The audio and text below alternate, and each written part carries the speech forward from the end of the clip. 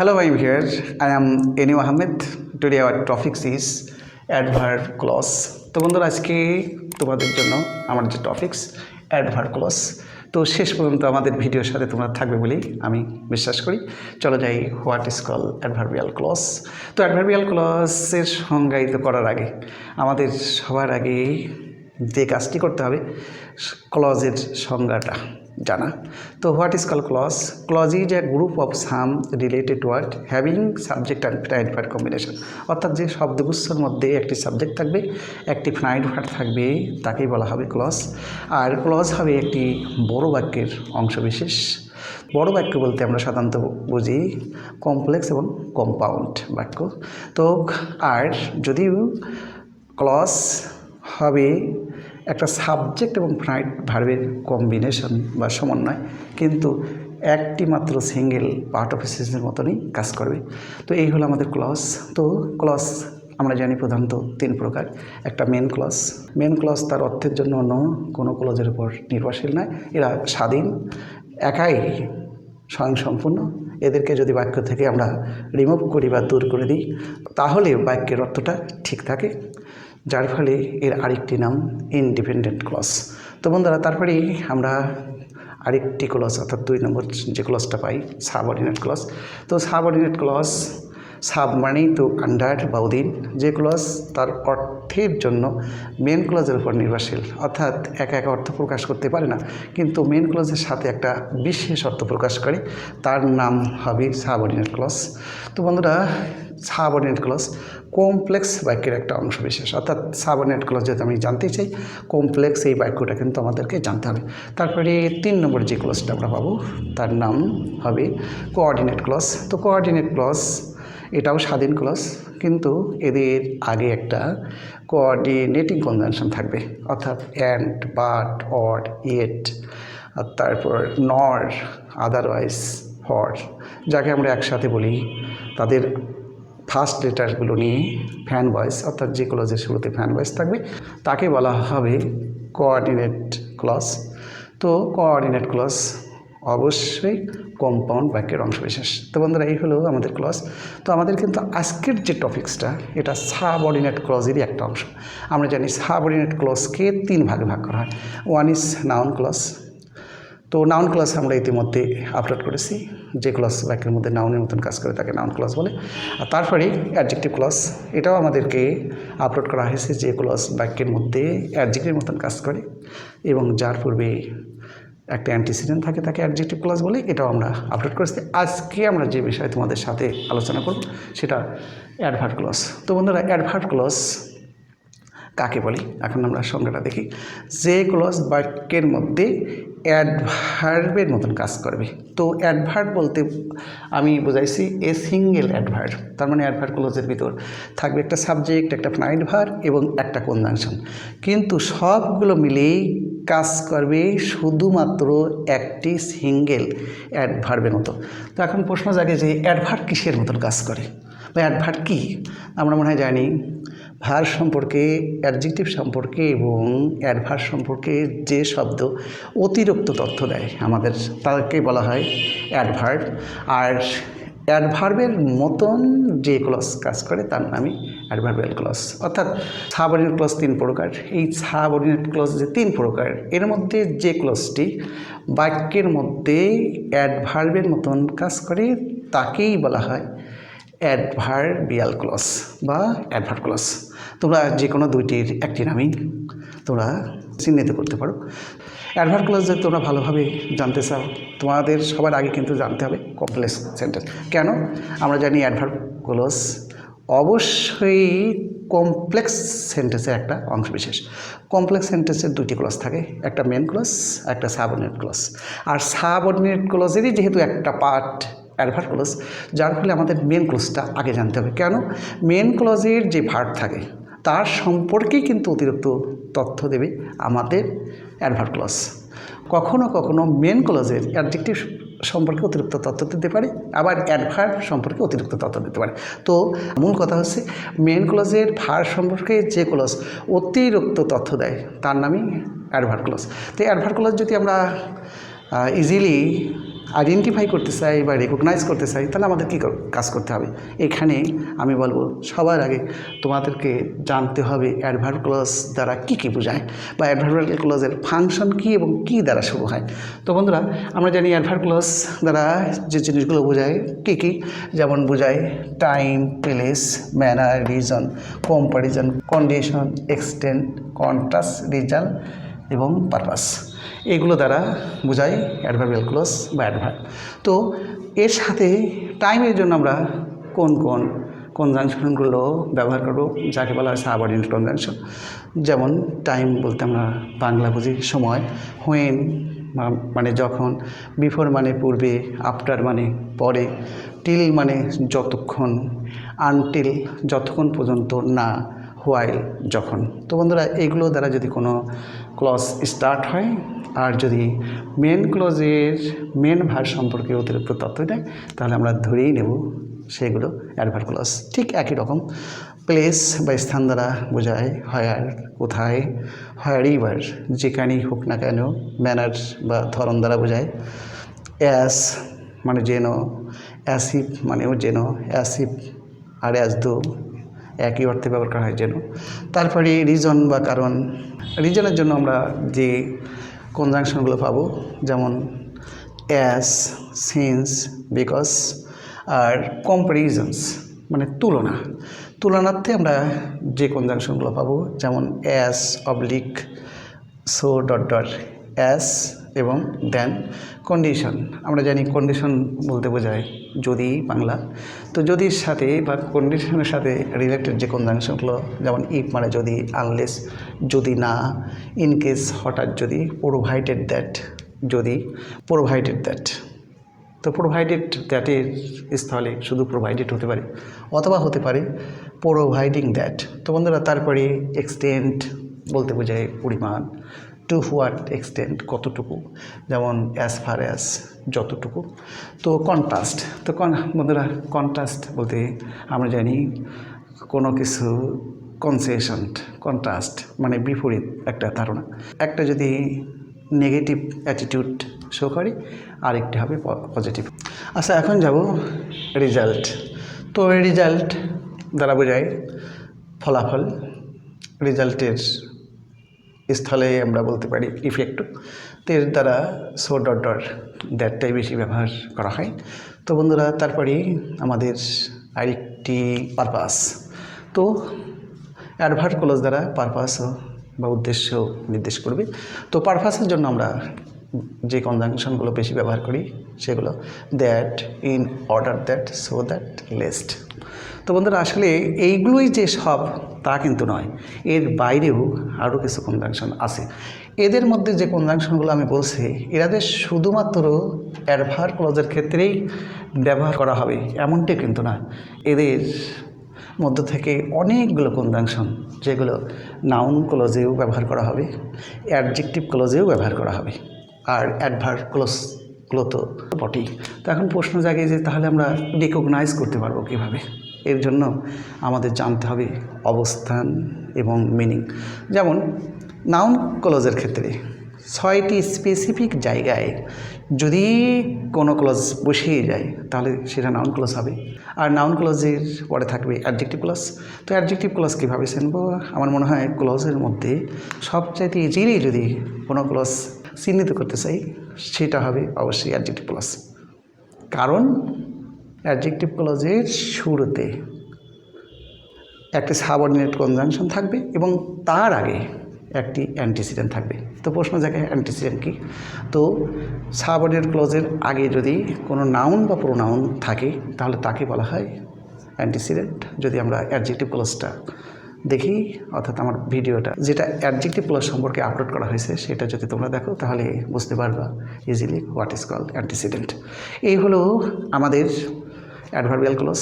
তো বন্ধুরা, অ্যাডভার্বিয়াল ক্লজকে আরও রেকগনাইজ করার জন্য, আরও সহজে বোঝার জন্য এখন যাব আমরা আমাদের কিছু এক্সাম্পলে। আসলে এক্সাম্পল ছাড়া কিন্তু কখনোই সম্ভব নয় কোনো ক্লজ রেকগনাইজ করা, কারণ এক্সাম্পলের মধ্যেই আমরা পজিশন এবং অর্থটা তোমাদের সামনে তুলে ধরার চেষ্টা করব। এখন যাই, চলো আমাদের এক্সাম্পলগুলোতে। আমরা যদি এক্সাম্পলে যাই তার আগে কিন্তু খেয়াল রাখতে হবে একটি কথা, যে অ্যাডভার্ব ক্লজ শুধুমাত্র কমপ্লেক্স সেন্টেন্সেই থাকে। তো কমপ্লেক্স সেন্টেন্সের দুইটি অংশ থাকে, একটি মেন ক্লজ আর একটি সাবঅর্ডিনেট ক্লজ। আমরা জানি সাবঅর্ডিনেট ক্লজেরই একটি অংশ আমাদের অ্যাডভার্ব ক্লজ। তো মেন ক্লজের যে মেন ভার্বটা থাকে বা নাইট ভার্ব থাকে তার উপরে যদি প্রশ্ন করা হয় হোয়েন দ্বারা, হোয়ার দ্বারা, হাউ দ্বারা, হোয়াই দ্বারা, হাউ অফেন দ্বারা, টু হোয়াট এক্সটেন্ট দ্বারা, অর্থাৎ কখন, কোথায়, কেন, কিভাবে এবং কতটুকু, এইগুলো দ্বারা যদি আমরা প্রশ্ন করি তাহলে যে উত্তরটা আমরা পাবো সেটা অবশ্যই হবে আমাদের অ্যাডভার্ব ক্লজ। এইটা কিন্তু সবার আগে আমাদেরকে মাথায় রাখতে হবে। এখন যাই চলো আমাদের ফার্স্ট এক্সাম্পলে। ফার্স্ট এক্সাম্পল, আর she came when I was ill. সে এসেছিল যখন আমি অসুস্থ ছিলাম। তো এটা একটি কমপ্লেক্স সেন্টেন্স যার ফলে দুইটি অংশ। First one, she came, main clause. আমরা জানি মেন ক্লজ তার অর্থের জন্য অন্য ক্লজের উপর নির্ভরশীল নয়। আর দ্বিতীয় আরেকটি অংশ হোয়েন আই ওয়াজ ইল, এটা একটি সাবঅর্ডিনেট ক্লজ। তো এই সাবঅর্ডিনেট ক্লজটা কী ধরনের ক্লজ? এটা নাউন ক্লজ, অ্যাডজেক্টিভ ক্লজ না অ্যাডভার্ব ক্লজ? এইটা যদি আমরা জানতে চাই তাহলে আমাদের কি করতে হবে? মেন ক্লজের যে ভার্বটা আছে তার উপর প্রশ্ন করতে হবে। তো প্রশ্ন যদি করি কেম হোয়েন, সে কখন এসেছিল, উত্তরটা আসবে হোয়েন আই ওয়াজ ইল, যখন আমি অসুস্থ ছিলাম। আরেকটি কথা না বললেই নয়, অ্যাডভার্ব ক্লজ মেন ক্লজের সাথে একটা রিলেশনশিপ গড়ে। এই রিলেশনশিপটা হতে পারে পজিটিভ বা নেগেটিভ, যেভাবেই হোক না কেন। অর্থাৎ যে ক্লজ মেন ক্লজের সাথে একটা রিলেশনশিপ গড়ে তোলে তার নামই কিন্তু অ্যাডভার্ব ক্লজ। তো এখানে আমার অসুস্থতা থাকার সাথে তার আশা একটি সম্পর্ক ছিল, যার ফলে when I was ill, adverb clause. তো বন্ধুরা, অ্যাডভার্ব ক্লজের যে শর্তগুলো, একটা কনজাংশন আমরা পেয়েছি হোয়েন, যার দ্বারা টাইমকে নির্দেশ করেছে, তারপরে সাবজেক্ট এবং একটা নাইট ভার্ব। তো বন্ধুরা, এই অ্যাডভার্ব ক্লজটা কিন্তু সম্পূর্ণই মেন ক্লজের ভার্বের উপর নির্ভরশীল এবং কাম সম্পর্কে আমাদের অতিরিক্ত তথ্য বা ইনফরমেশন দিচ্ছে। আমার মনে হয় ক্লিয়ার। চলো যাই এখন দেখি আমাদের আরেকটি এক্সাম্পলে। Two example, I will go, আমি যাব, হোয়ার তারিন লিভস, যেখানে তারিন বাস করে। ইউ সি, এটাও একটা কমপ্লেক্স সেন্টেন্স।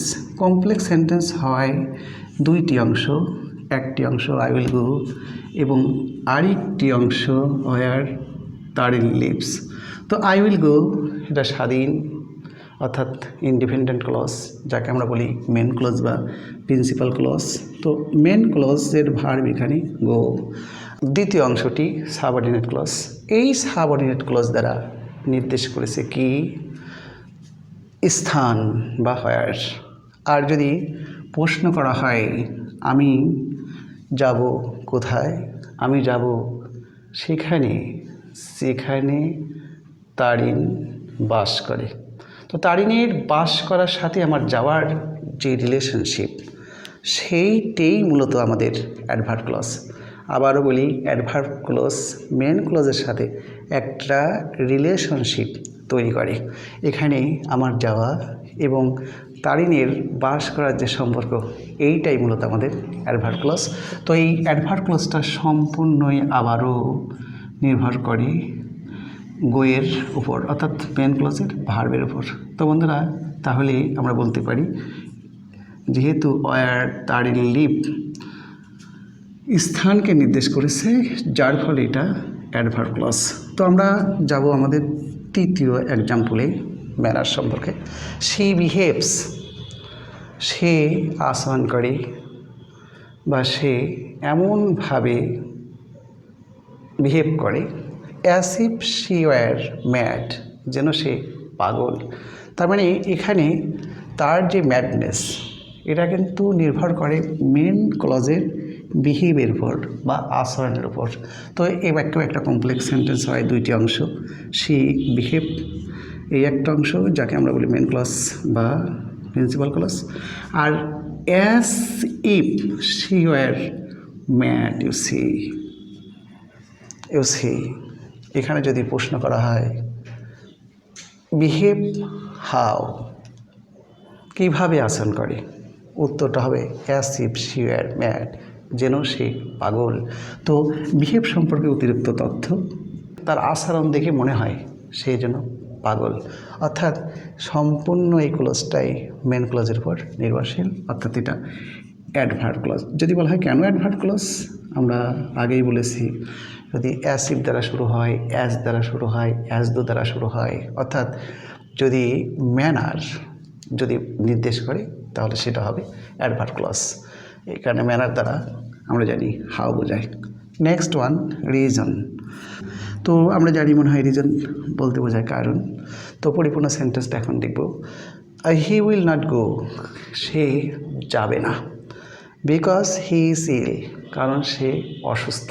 তো সি এখানে যদি আমরা দেখি আবার একই প্রশ্ন, he will not go main clause, আর বিকজ হি ওয়াজ ইল এটা আমাদের অ্যাডভার্ব ক্লজ। তো বন্ধুরা কেন অ্যাডভার্ব ক্লজ, কারণ হচ্ছে ইউ সি বিকজ একটা কনজাংশন, এই কনজাংশন দ্বারা বোঝানো হয়েছে রিজন বা কারণ। আর যদি মেন ক্লজের মূল ভার্বের উপর যদি প্রশ্ন করা হয় আর নট গো হোয়াই, কেন সে যাবে না, তাহলে উত্তরটা আমরা পাবো কারণ সে হয় অসুস্থ। অর্থাৎ রিজন বোঝানোর জন্য এটা হয়েছে আমাদের এই অংশটা আমাদের অ্যাডভার্ব ক্লজ। তো বন্ধুরা আমার মনে হয় ক্লিয়ার। চলে যাই আমরা আরেকটি এক্সাম্পলে। Example 5 purpose. আমরা জানি পারপাস দ্বারা বোঝায় উদ্দেশ্য। তো উদ্দেশ্য এটাও একটা কমপ্লেক্স সেন্টেন্স। তো উই রিড বুক, আমরা বই পড়ি, so that we may learn, যাতে আমরা জানতে পারি। ইউ সে আমরা পড়ি, উই রিড স্বাধীন বাক্য, স্বাধীন বাক্য নিজস্ব অর্থ আছে, মেন ক্লজ ইউ সি। আর so that we may learn, যাতে আমরা শিখতে পারি। যদি বলি শুধু যাতে আমরা শিখতে পারি, অর্থ কিন্তু পরিপূর্ণতা পায় না। তো এই অর্থের জন্য মেন ক্লজের উপর নির্ভরশীল হয়। আর মেন ক্লজের মেন ফ্যাক্টর আছে ভার, অর্থাৎ যে ক্লজ মেন ক্লজের ভার সম্পর্কে অতিরিক্ত তথ্য দেয় তার নামই অ্যাডভার্ব ক্লজ ইউ সি। যদি প্রশ্ন করা হয় মেন ক্লজের ভার্বের উপর, রিড হোয়াই, কেন আমরা পড়ি, উত্তর আসবে যাতে আমরা শিখতে পারি।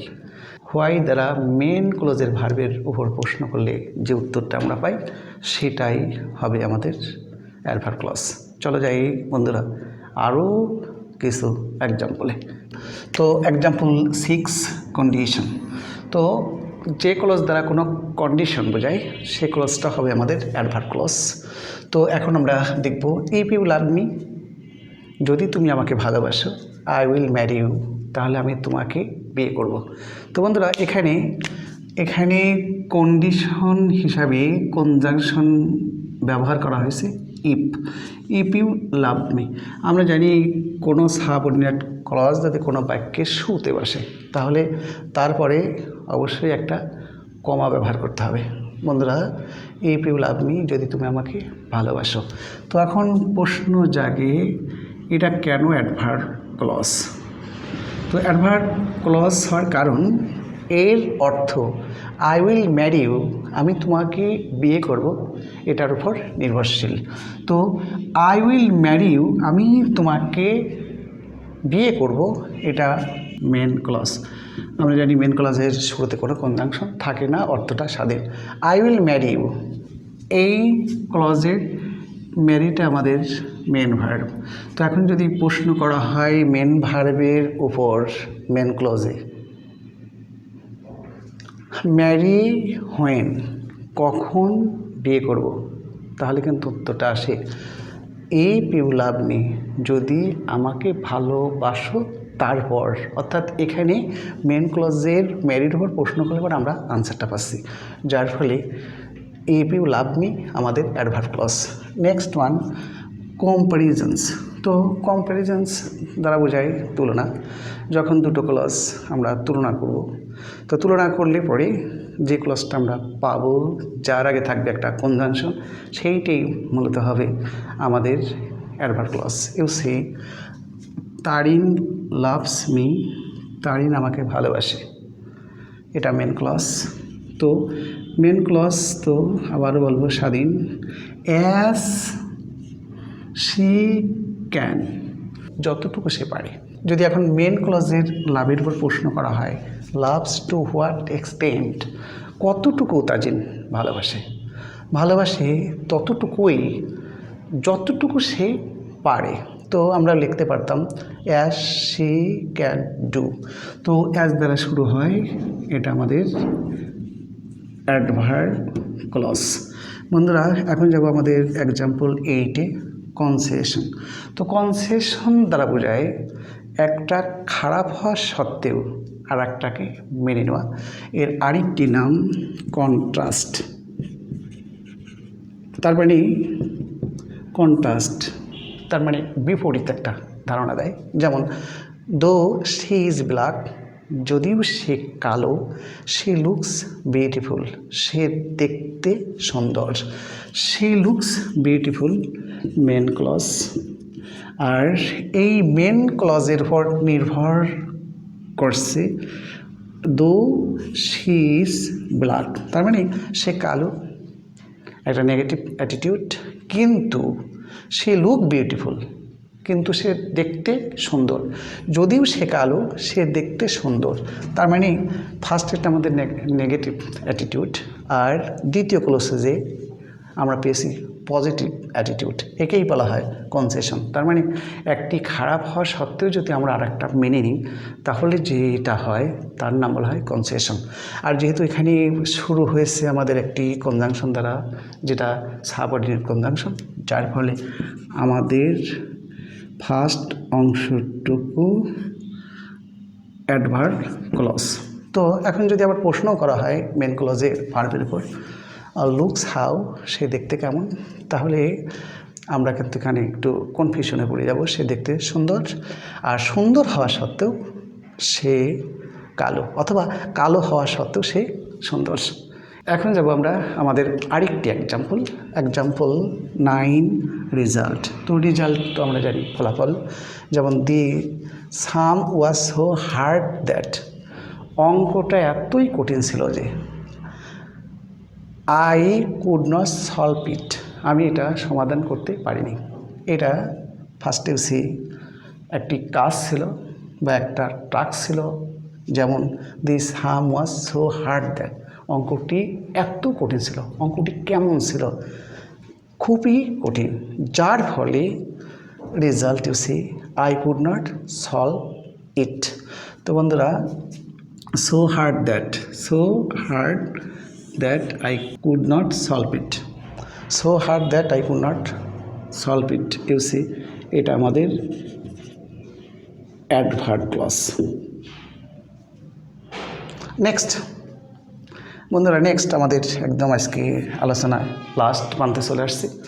এক্সটেন্ট বলতে বোঝায় কতটুকু, অর্থাৎ যে ক্লজ দ্বারা কতটুকু নির্দেশ করে সেটাও হবে আমাদের adverb clause.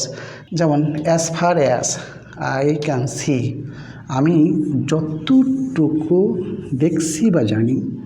She can not be more than 10, তার বয়স 10 বছরের বেশি হবে না।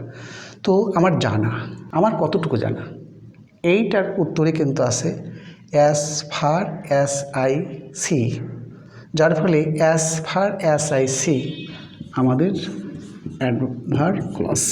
আর he can not be more than 10 আমাদের মেন ক্লজ। বন্ধুরা এই হলো আমাদের ক্লাস সম্পর্কে একটা বিশাল আলোচনা। তো বন্ধুরা আসলে ক্লাস মনে হয় ভালো করে জানতে হলে পরে আমাদের একটু বেশি আলোচনাই করতে হয় বা বেশি বেশি পড়তে হয়। তো বন্ধুরা আজকে আমাদের অ্যাডভার্ব ক্লজ নির্ধারিত। তো ক্লজ যদি সত্যি তোমাদের একটু ভালো লাগে তাহলে আমাদের শ্রমটা কিছু হলে পরেও সার্থক হয়েছে বলে মনে করব। তো বন্ধুরা বরাবরের মতনই বলবো, যদি আমাদের এই ভিডিওটা ভালো লাগে অবশ্যই তোমরা লাইক করবে, কমেন্ট এবং শেয়ার। সবাই ভালো থাকি, সবাইকে ভালো রাখি এই কামনায়। আল্লাহ হাফেজ।